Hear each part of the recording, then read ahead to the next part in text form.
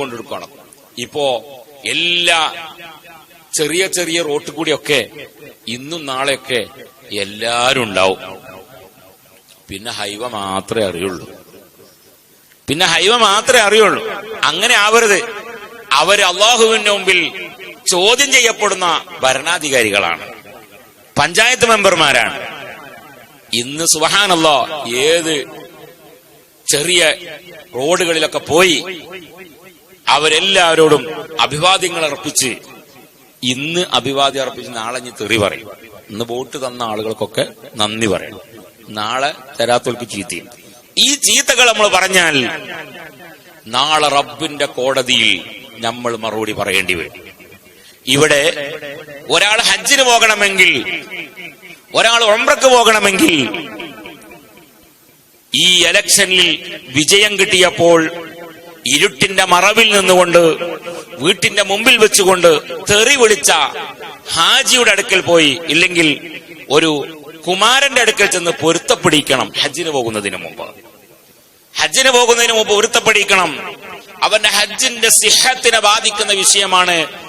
അള്ളാഹുവിന്റെ കടപ്പാടുകൾ തീർക്കുന്നതിന് മുമ്പ് ജനങ്ങളുടെ കടപ്പാടുകൾ തീർക്കണം. ജനങ്ങളെ കടപ്പാട് തീർത്തെങ്കിൽ മാത്രമാണ് അള്ളാഹു വാക്കി സ്വീകരിക്കുകയുള്ളൂ. ഒരാള് ജനങ്ങളോട് ഒരുപാട് കടപ്പാടുണ്ട്, ഒരുപാട് ഹുക്കൂക്കുകളുണ്ട്, കുറെ ഗീബത്ത് പറഞ്ഞതുണ്ട്, നമീമത്ത് പറഞ്ഞതുണ്ട്, ചീത്ത പറഞ്ഞതുണ്ട്, മനസ്സ് വിഷമിപ്പിച്ചതുണ്ട്. സുബ്ഹാനല്ലാഹ്, എത്ര വിഷമുണ്ടാവും അയൽവാസി അല്ലേ? ഇന്ന് ഞാൻ പോരുന്ന വഴിയിൽ 2-3 സ്ഥലത്ത് അടി കണ്ടു. അവർ ഒരേ നാട്ടുകാരാണ്, ഒരേ വാർഡിലുള്ള ആളുകളാണ്. ചില ആളുകൾ ചില വാർഡിന്റെ പകുതി ഇപ്പുറത്തും പകുതി അപ്പുറത്താ. ഉദാഹരണം, 7-ാം വാർഡിലാണ് പകുതി, ബാക്കി 8-ാം വാർഡിലാണ്. അപ്പം 7-ാം വാർഡിൽ ഒരു ടീം ജയിച്ചു, മറ്റൊരു എതിരിലാണ് അപ്പുറത്ത് ജയിച്ചത്. അപ്പം 8-ാം വാർഡുകാര് ഇങ്ങോട്ടും കടത്താൻ പറ്റൂല. ഇതിന്ന് ഉച്ചക്ക് കിടന്നൊരടിയാണ്, ഭയങ്കര അടി നടന്നു. ഇതൊക്കെ ചെയ്ത ആളുകൾ, ഇവിടെ ചീത്ത പറഞ്ഞവരും വേണ്ടാ പ്രവൃത്തി ചെയ്ത ആളുകൾ മുഴുവനും ഹജ്ജിന് പോകണമെങ്കിലും ഉംറക്ക് പോകണമെങ്കിലും പൊരുത്തപ്പെടിക്കാൻ പോകണ്ടേ? എങ്ങനെ പോവുക? അവനോട് പൊരുത്തപ്പെടിച്ചതിന് ശേഷം മാത്രമാണ് ഹജ്ജിന് പോകാൻ പാടുള്ളൂ. അള്ളാഹുമായി നടത്തിയ എന്ത് പ്രശ്നങ്ങളുണ്ടെങ്കിലും അത് അള്ളാഹുവിനോട് പൊറുക്കലിനെ തേടിയാൽ അള്ളാഹു പുറത്തു തരും. എന്നാൽ സൃഷ്ടികളോട് വല്ലതും ചെയ്താൽ, സൃഷ്ടികൾ പൊരുത്തപ്പെട്ടെങ്കിൽ മാത്രമാണ് അള്ളാഹു അത് പൊരുത്തപ്പെട്ടു തരികയുള്ളൂ.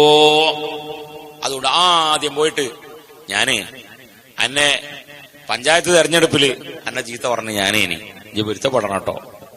അപ്പോ ഞാൻ ഇങ്ങനെ കാത്തിക്കണേ, ആരേനി വിളിച്ചീനേതെന്ന് ഞാൻ ഇങ്ങനെ കാത്തിരിക്കും. ഇജ്ജേനില്ല അത്, നീ എന്റെ പൊരന്റെ ഈ സൈഡ് കൂടെയാണ് എന്റെ നടത്തം, തൽക്കാലം നാളെ മുതൽ നടക്കണ്ട. എന്നെ ചീത്ത പറയുന്ന നീ ഇതിലൂടെ റോഡ് നടക്കാൻ പാടില്ല, ഇത് ഞാൻ വിട്ട റോഡാണ്, എന്റെ പോസ്റ്റാണ്, ഞാൻ 13,000 രൂപ കൊടുത്ത് വാങ്ങിയ പോസ്റ്റാണ്, അതിൽ നിന്നാണ് എനിക്ക് കറണ്ട്, അതുകൊണ്ട് നാളെ മുതൽ കറണ്ട് വന്നെടുക്കാൻ പറ്റൂല. പക്ഷേ ഒരാൾ അങ്ങനെ പറഞ്ഞാൽ പൊരുത്തപ്പെടിക്കാൻ വന്നാ പിന്നെ പൊരുത്തപ്പെട്ടു കൊടുക്കണം.